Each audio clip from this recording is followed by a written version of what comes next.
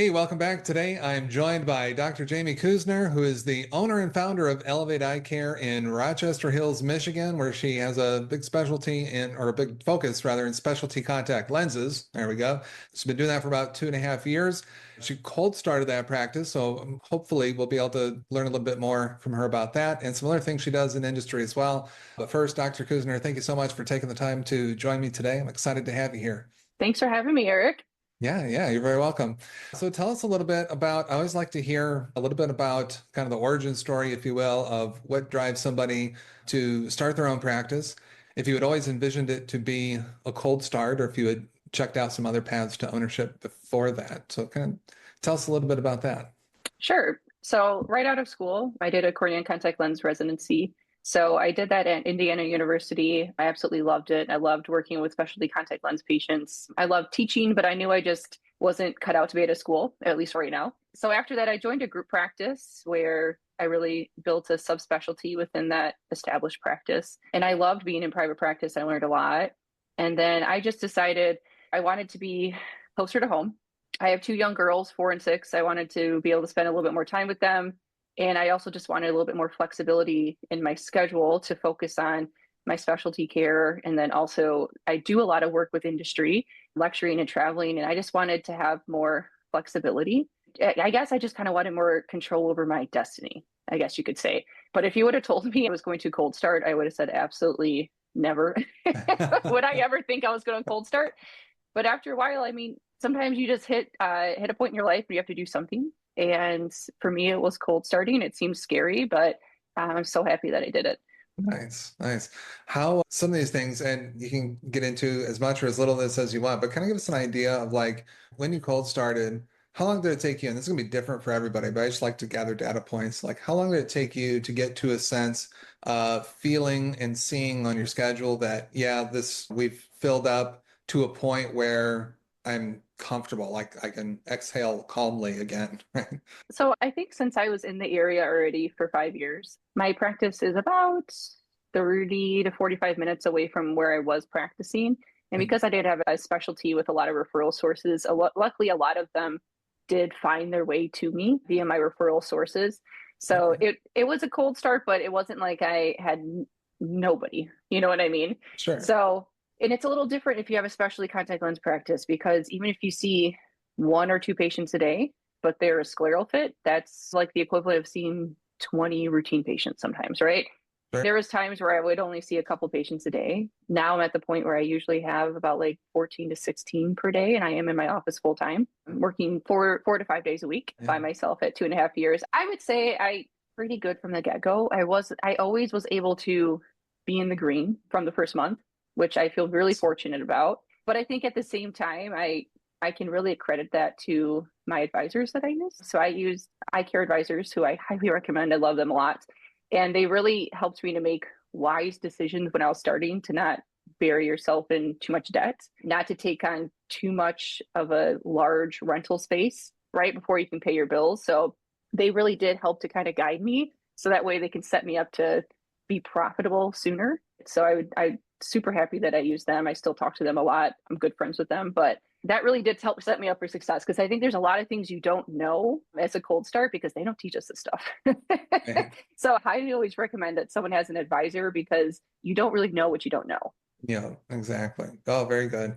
So yeah, right. It's hard to imagine, but like they don't even teach us as accountants or financial managers or anybody else how to do business. So that's a whole nother like skill set and discipline that you have to get other training for. Or like you said, if you're not, I got the training for it because it's what I do. But if you're not going to do that, right, it's like getting the help that you need to, yeah, like you said, make wise decisions from the beginning. I like that. Yeah, So, it's challenging too because the industry changes a lot, and right, and the economy is mhm, different now than it was even 5 years ago. So mhm. I do have colleagues that are like, well, when I opened my practice like 15 to 20 years ago, I only took out $50,000. It's great, but I can't even get basic equipment for that, let alone like construction. So it's nice to have people that do this all the time right now and know what the current feel on build out costs and equipment costs and everything is today. And it just kind Yeah, of gives you an objective opinion too, because a lot of times I think your friends and family want to make you happy and sure. your advisors can say,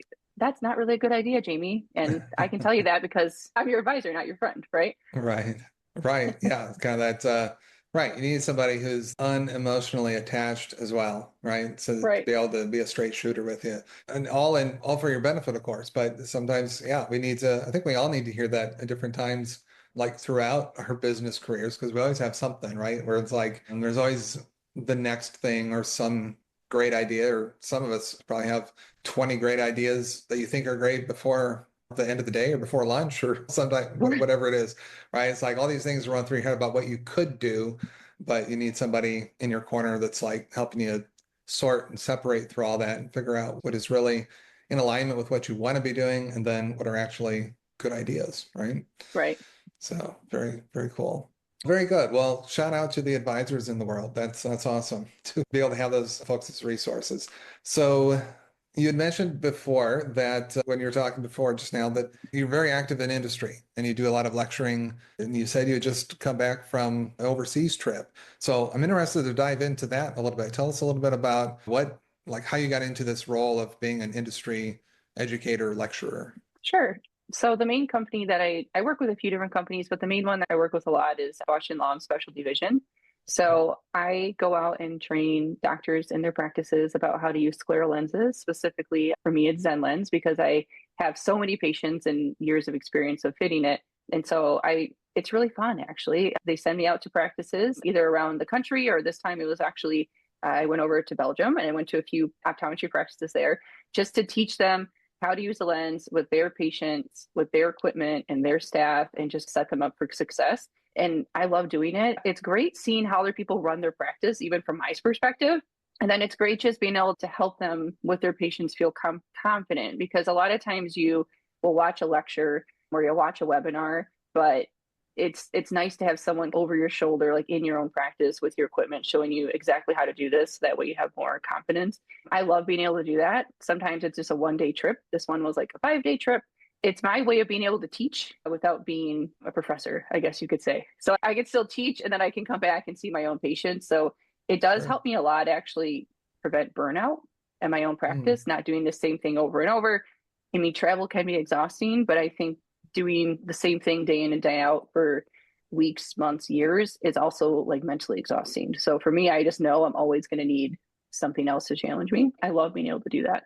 yeah, no, it sounds like a great gig to be able to if you're into travel, right? Yeah. And don't mind that aspect of it and then being away, but that is like a nice kind of built-in way almost to, like I say, you're doing several things. You get a little bit of time to away from the daily routine to be able to recharge a bit, but you're doing something different that's challenging and rewarding. Plus, you get to travel and see some different places around the world, and you're getting paid for it, I presume. So, I mean, that's Yeah. like checking a Right. lot of boxes, right? I know it does. It takes a lot of time to get to where I am. I think I am probably one of the younger, I will say one of the younger people that do it, but it was a lot of networking ahead of time. And Yeah, I have a lot of people just ask me, especially new residents, like, how can I get to jump in and just do this? And I didn't do it right out of residency. You have to get a lot of experience. You have to make a lot of connections. You have to do a lot of different lectures. And then once the opportunity is there, you say yes, and hopefully you crush it, right? So you just have to be ready for that one opportunity that you have. And then once one door opens, it tends to open a lot more. But at the beginning of my career, I said yes a lot, right? yeah, You have to say yes to a lot of different things, and you don't know where those paths are going to take you. But yeah, working with industry, it allowed me to open my cold start, because instead of a lot of my colleagues, if they open a cold start, they were working 7 days a week to pay for the cold start outside of their practice, working weekends. I'm lucky to work with industry where I might work a couple days a month doing these workshops instead of being away from my family every weekend at a local office. sure. So I get that a lot as you travel a lot, but at the same time, I'm not working every Saturday and Sunday. I actually don't work on weekends at my practice or elsewhere. So it's a different delegation of time, I guess you could say. Yeah. Well, that's great. That's great. And the other kind of side benefit, not that we necessarily need it, but it definitely helps.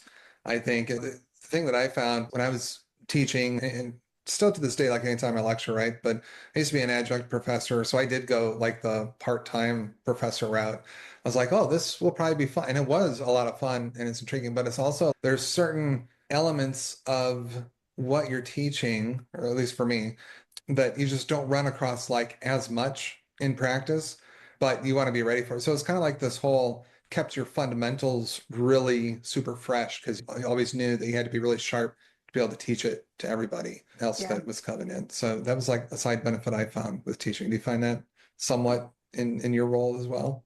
Yeah, exactly. Because you never know what someone's going to ask you, or you never know if you go to someone's office, what kind of eye is going to walk into the chair, I guess you could say. Yeah, Starting in the fall, I'm going to be having fourth year externs come through my practice. And I think externs, I love teaching, but they also keep you fresh because they're going to ask you why you're doing what you're doing instead of just, I don't know, mm, I've just been doing that for the last 5 years. That's a good question. I should probably know why we're doing that. So they tend to ask you a lot of questions that help you think about it yourself. And I think a lot of times students and new grads, they learn different things in school than we did. So they probably have more knowledge about newer research and topics that have come out too. So it just helps to keep you fresh so you don't get stale in your practice too. yeah, that's a great point. Very good. So let's see what when you're talking about the cold start and where the practice is today. Let me step back first and clarify something. So you have your specialty is the specialty contact lenses, but do you do comprehensive eye care as well, or is it just a specialty practice? I do routine exams as well. I also do dry eye. So I have like a little dry eye suite in my practice. So we do like IPL treatments on patients. I think dry eye and contact lenses go hand in hand a lot. So that marry together well. But I still do love seeing routine patients. I love Yeah, routine care. I like my quote unquote normal patients, but I still do a lot of specialty. I just think if I did yeah, specialty again all day, I would get burned down on it. So I just know I need sure. that variety and I like it. And I think a lot of times your routine patients can turn into your specialty patients too. So it's hard to be a solely referral based practice. Some of my colleagues do it and it's phenomenal. But I still like having my routine stuff to give me a couple easy exams and nice conversations with people in the community. So I do also just comprehensive care too. What would you say? You may have already touched on something within here, but what would you say has been like your biggest challenge that you've overcome as you're building your practice these last 2.5 years? I think the biggest challenge was actually in like the build out stage. Okay. I don't think a lot of people realize how long it takes to open a practice from when you're starting to look at real estate to when doors are open. It probably ended up being almost a year because it takes a lot of time with permitting with the city, construction, all of that. And I think the hardest part for me was when a project is promised to be finished at X date and then permits to start construction don't even happen until that time when it's supposed to be finished. So trying to plan your life out when something is out of your control. I think a lot of us optometrists are little type A control freaks sometimes, right?